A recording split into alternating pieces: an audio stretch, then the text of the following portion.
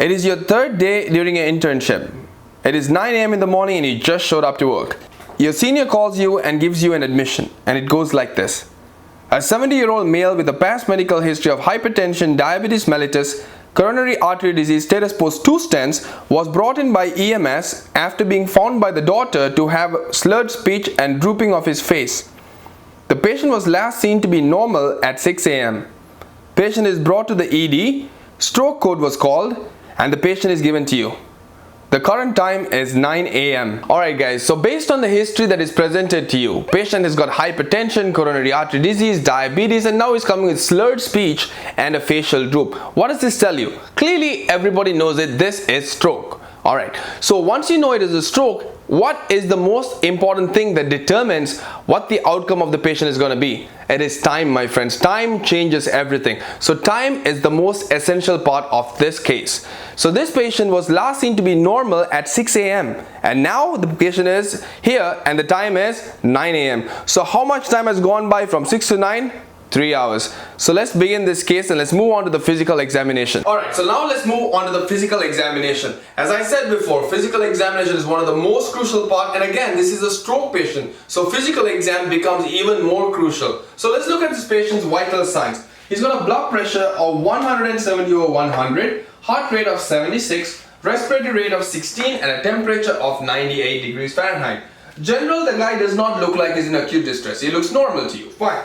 When you go for a neurologic exam, you see that the patient's got a left-sided facial droop which is complete, which is affecting both the above the eyebrows as well as below, and the patient's also got a right upper limb and lower limb loss of muscle power. So he's got loss of muscle power in the right upper and right lower limb, but he's got an increased tone and increased reflexes. Alright, and cardiovascular exam is normal, respiratory system is normal, all other things are normal, but the important thing I want you to focus on is the neurologic exam.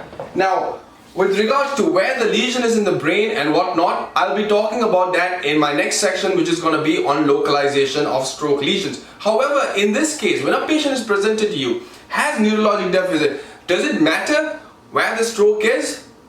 No, it doesn't. It matters is time. Time is all that matters for you at this point of time, right? So what are you going to do next? That's the most important question. Alright, so you have your patient here in front of you with a suspected stroke. What are the 3 most important tests that you must do on a patient who's having a suspected stroke?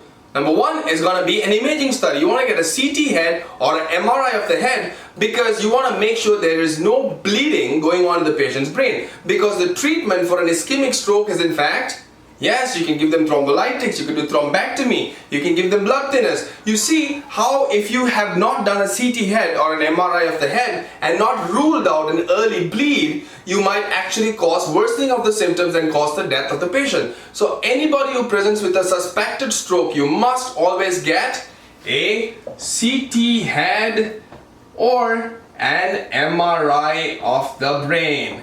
Either one of the tests would work. Question is which one you could get faster. Number 2 and 3 are basic tests, but you must get them initially. The reason is because of, if you look at the basic test that I'm talking about, is a finger stick, a POCT glucose level, and number 3 is going to be your oxygen saturation.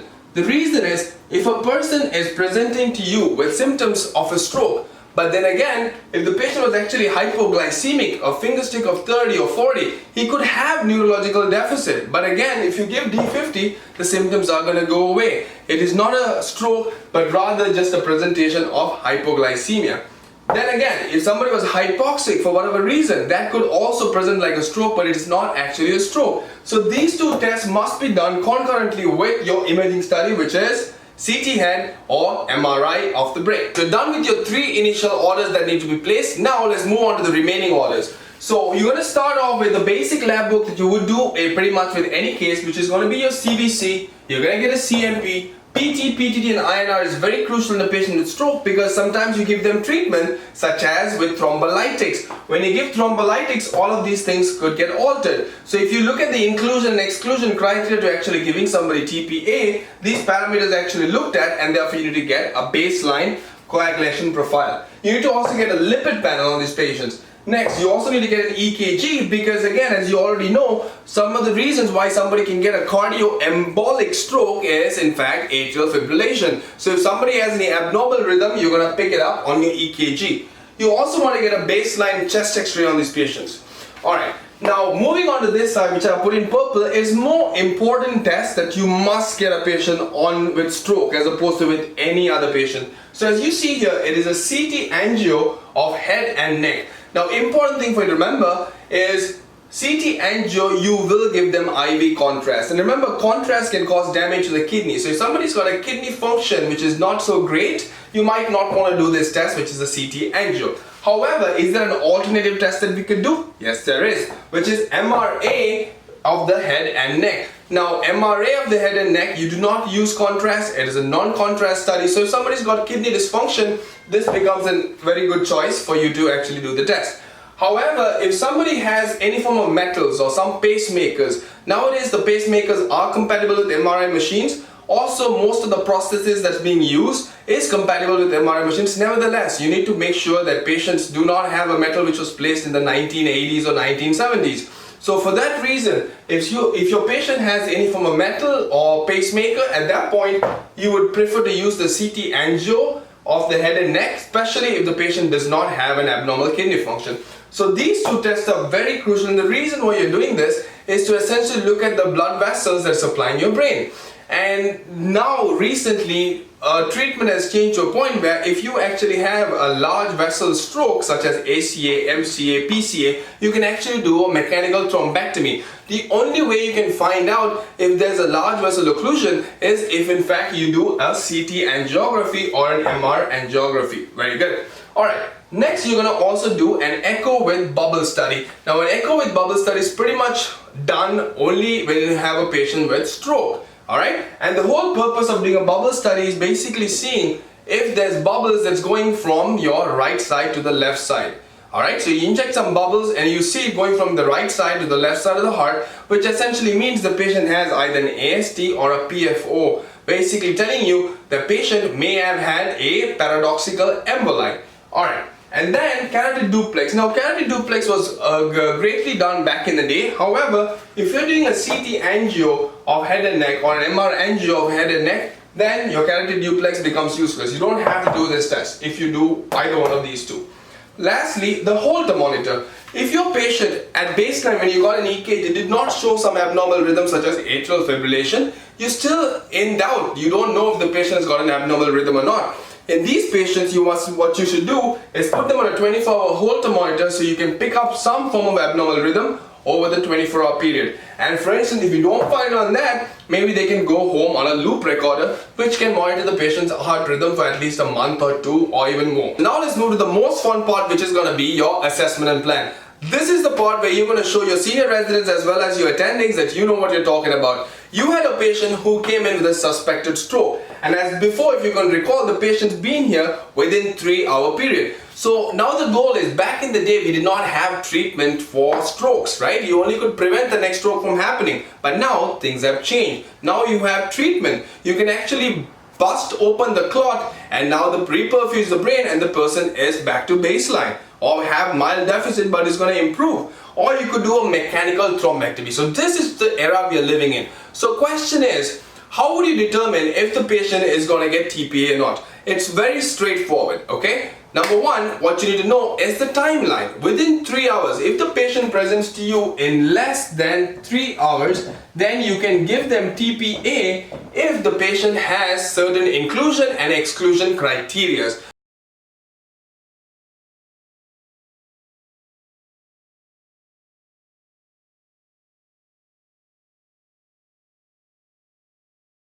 So this is the table that you guys have to look up, and this table, I'm not going to explain every little part of this table because it's self-explanatory. You will go through this table and you will see if the patient meets criteria for TPA or not. If you scroll down all the way to the bottom, you'll see there's additional criteria, additional exclusion criteria to tell you if you could give a patient TPA even between 3 to 4.5 hours. So bottom line is, until less than 4.5 hours, you could still give a patient TPA. So now let's talk a little bit about TPA because it's so crucial that you should know certain things about TPA. Now, when you give a person TPA, which is your gold standard of management, if the patient actually falls within timeline of less than 3 hours or less than 4.5 hours, you will give them TPA. There's important blood pressure parameters that you must know when you're giving a person TPA, and that is if the person's blood pressure is 180, if it's greater than 180 over 110, they say you should not give them TPA because there's an increased risk of bleeding in the brain with such high blood pressures, right?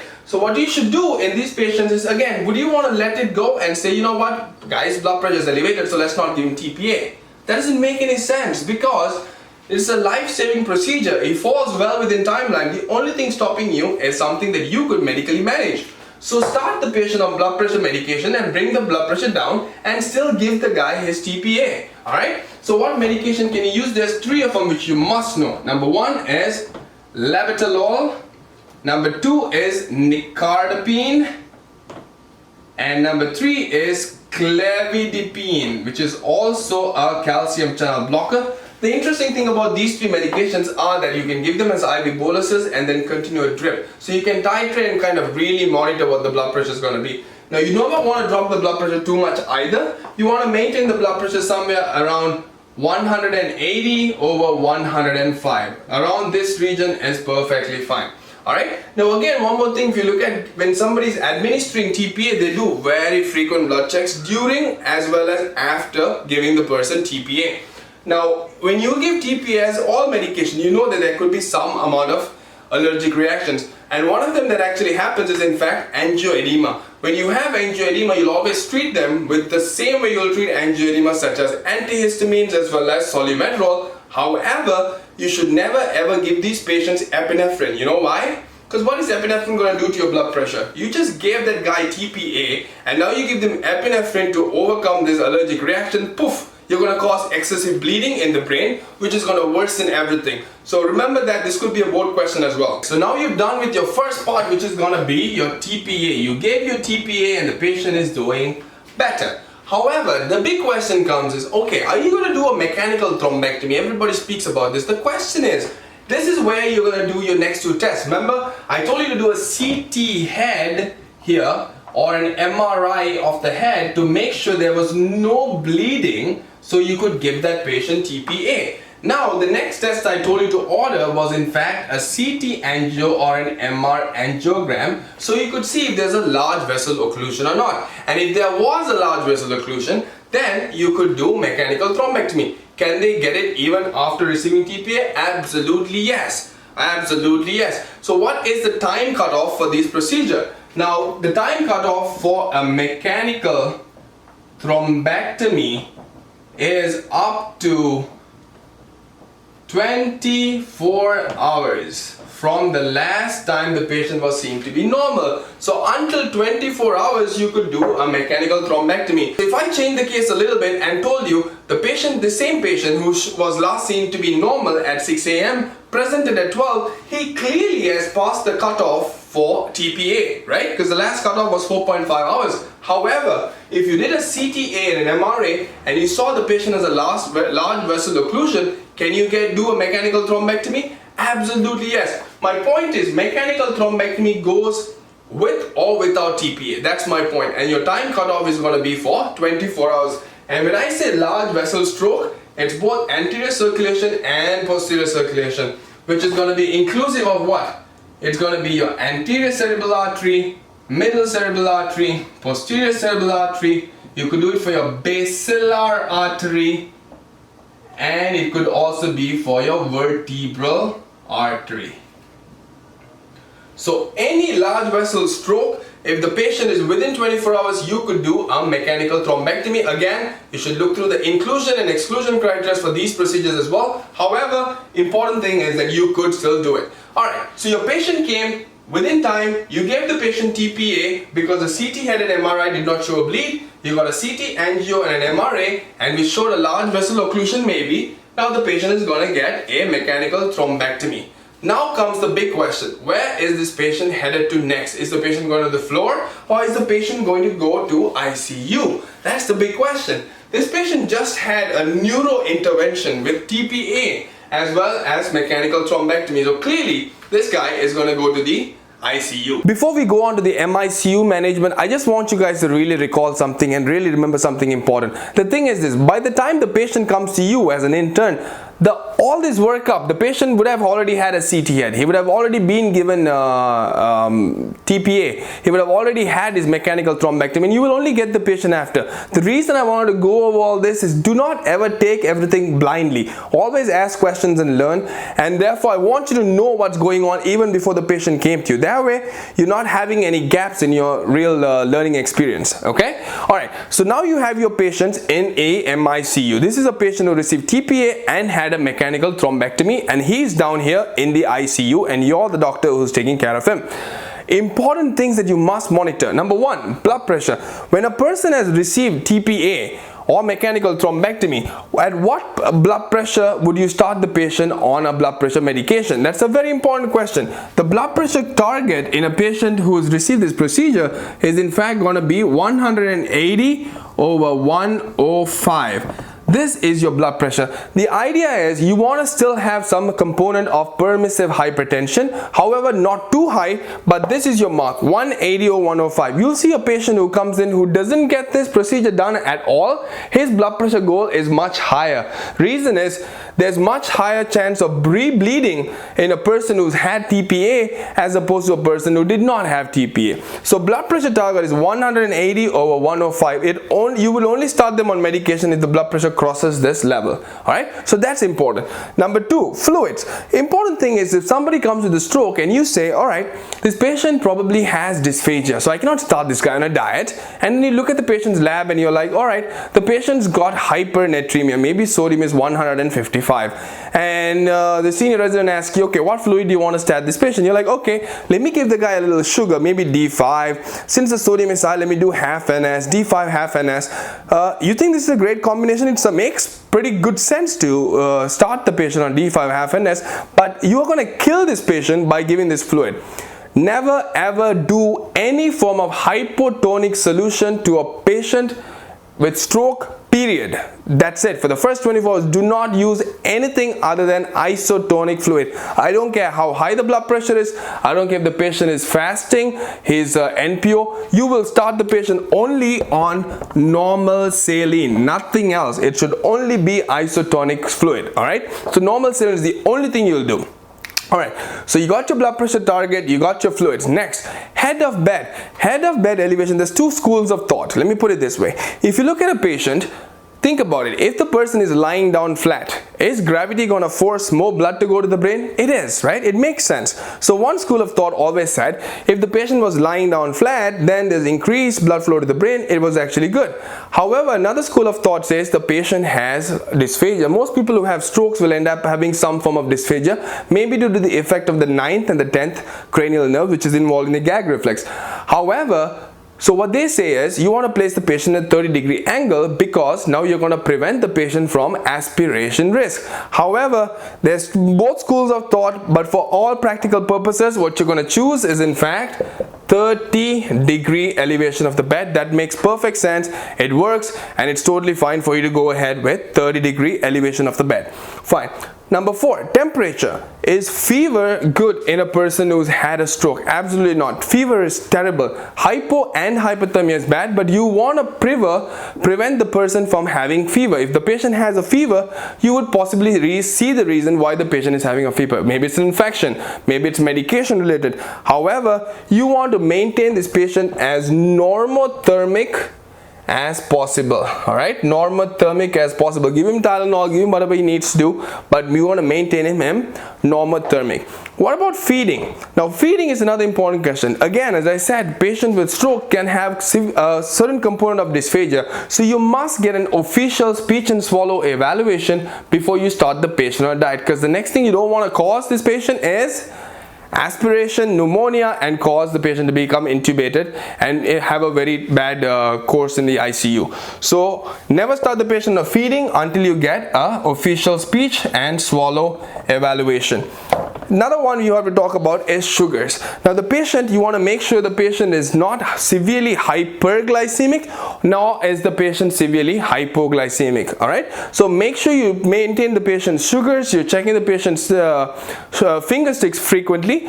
However, do not start the patient on D5 or D5 half nothing. You should not give it sugar via IV access. If you really need to treat the patient, then you can put an NG tube in, and you can start the patient on feeding until officially cleared by speech and swallow. But always remember, maintain your head end of the bed at 30 degrees.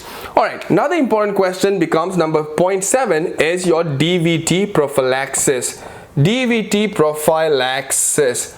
Alright, so as you know probably in the hospital already, there's oftentimes you have three possible options when it comes to DVT prophylaxis. Number one is Lovenox, number two is heparin, third one, if there's contraindication of the first two, or for whatever reason you don't want to do the first two, you will put them on a Venodyne boot. Now this patient just received TPA. Would you want to give this patient any form of Lovenox or heparin? Absolutely not. Let me tell you a real truth. For the first 24 hours, okay, after patient received TPA, the patient should not have any arterial stick. So no to arterial stick, no arterial stick, no anticoagulation, no antiplatelets for the first 24 hours. Do not give this patient any form of Lovenox or any form of heparin. Only thing you'll do is Venodyne boots. All right. It's basically you'll be attached to your calf, and that basically causes vibration. Now with regards to Venodyne boots, there's two important understanding. Number one, it prevents stagnation of blood, pushes the blood up, and this prevents stasis and prevents the formation of clot. But it also has a thrombolytic effect. There's a certain articles that's out there, if you read, it actually has a thrombolytic effect. So what you're going to do is for DVT prophylaxis for the first 24 hours is in fact going to be only Venodyne boots. Now you know how to manage your patient in the MICU, especially pertaining to all the different entities that you should know as an intern. However, let's not forget the other medications that the patient also must be. Fine, you gave TPA and did a thrombectomy, all and well. However, there's another medication you must give a patient who's having an acute stroke, which is in fact called the statin, right? The statin, atorvastatin, rosuvastatin. You want to use a high intensity statin, atorvastatin or rosuvastatin. Either way, you're going to start the patient. For instance, if I say atorvastatin, which is very commonly used, you would use 80 milligrams at bedtime for 4 days, and after 4 days you can drop the dosing down to 40 milligrams at bedtime. All right, but either way, you're going to start the patient on a statin at the time of diagnosis for a acute ischemic stroke. All right, now apart from that, fine, you have your patient in the ICU, you're managing all these parameters as I already explained. And what else do you need to do? You need to do something very important, because this patient just received TPA or mechanical thrombectomy. The problem with these two maneuvers or these two interventions is that there is a risk of bleeding on top of it, which is known as the hemorrhagic conversion. That's the reason the patient is in the ICU. So when the patient is in the MICU, you need to do frequent neuro checks. All right, frequent neuro checks. Now, if for instance you are checking the patient's frequent neuro checks and you find out that the patient's one eye pupil is blown out, looks larger than the left side, then you are thinking of a possible hemorrhagic conversion. Or for instance, the patient has got a new neurologic deficit. Whatever happens, some form or any form of neurologic change, you must do a re-imaging of the brain. It could be a CT head or it could be an MRI. It must be done. If there is a change in the neurologic status, you must do a re-imaging study. It's very important. If your neurological status remains intact, there is no change, everything is going very smooth, at that point you could repeat imaging study 24 hours after you gave the patient TPA. Okay, 24 hours post TPA, you could do a re-imaging study. Once you finish your re-imaging study, and if all is well, the patient is improved, the next day has come along, the patient was evaluated by speech and swallow, he or she is eating beautifully and everything is going well, blood pressure is fine, at this point you can actually downgrade or transfer this patient from the ICU to the floor, to the regular medical floor, where the patient can have the rest of the complete workup of the stroke, and then the patient can go home. Maybe the patient might have to go to rehabilitation or whatnot. The rest of the workup is in fact going to be an echo with bubble study. Now when you do an echo with bubble study, you're seeing to see if the patient has some form of AST or PF4, basically saying there is a hole between the septum in your atria, right? Now the reason is, if the patient has a DVT in the leg, normally if you follow the normal scheme of things, the clot should travel to the lungs, not to the brain. But if you have a hole in the heart here, it's going to shift onto from the right side to the left side and end up causing a stroke. So this is called a paradoxical emboli. For the longest time, there has been multiple discussions about whether you want to close a PF4 or keep it open. Until now, if there was a board question, you will say do not close it. However, there's been multiple studies that's actually pertaining to cryptogenic strokes, which means the patients are really young, they do not have any risk factors, they're coming with multiple recurrent strokes. In fact, multiple studies are suggesting to go ahead and close the PF4 or an AST. However, there's multiple criteria that need to be met for it. But the problem with closure is that when you close it, this device by itself is going to cause an abnormal heart rhythm. Guess what rhythm this is? Atrial fibrillation. Oh, wait a second, what does that predispose you to? It predisposes you to getting a stroke. So I don't want to get into a controversial subject. I just want to know that these are the upcoming things that's happening all around us. All right, so just keep that in the back of your mind. But get an echo with bubble study, get a Holter, and next big question, in the Holter you're going to see if the patient got atrial fibrillation or some form of abnormal rhythm, and you'll take care of it. Fine. Next question is aspirin. Now anybody who gets a stroke clearly needs to be an aspirin, but if a patient received TPA or a mechanical thrombectomy, question is, when can you safely start the patient on aspirin? If you do a reimaging and the stroke is remaining stable, nothing is changing, at that point 24 hours later you can start the patient on aspirin. It's completely fine. And what about chemical DVD prophylaxis? Also 24 hours later, if everything is stable, you could restart your chemical DVD prophylaxis on this patient as well. Very good. Lastly, just to add on one important point, if a patient developed atrial fibrillation on your Holter or on the initial EKG, now you need to put this patient on anticoagulation, right? You need to put this patient on anticoagulation. Very important topic. Now, question is, when can you safely start this patient on anticoagulation for atrial fib? And remember, you have to follow your CHADS-VAS score, which will be covered in the next subject, which is going to be in cardiology. But follow CHADS-VAS score. So if a patient received TPA or mechanical thrombectomy, if it was a really large stroke, or if there was a hemorrhagic conversion, in those patients, ideally what we should do is wait to about 2 weeks before you can restart, or before you could start the patient on anticoagulation for atrial fibrillation. But if it was a small stroke and if there was no hemorrhagic conversion after you did a TPA or mechanical thrombectomy, these patients you can start after 48 hours. It's completely fine. Alright guys, so this concludes our section on strokes who receive TPA and mechanical thrombectomy. This covers everything you need to know as an intern to manage your patient. I hope you enjoyed this video, so please subscribe and leave any comments below, and I'll see you guys on the next video.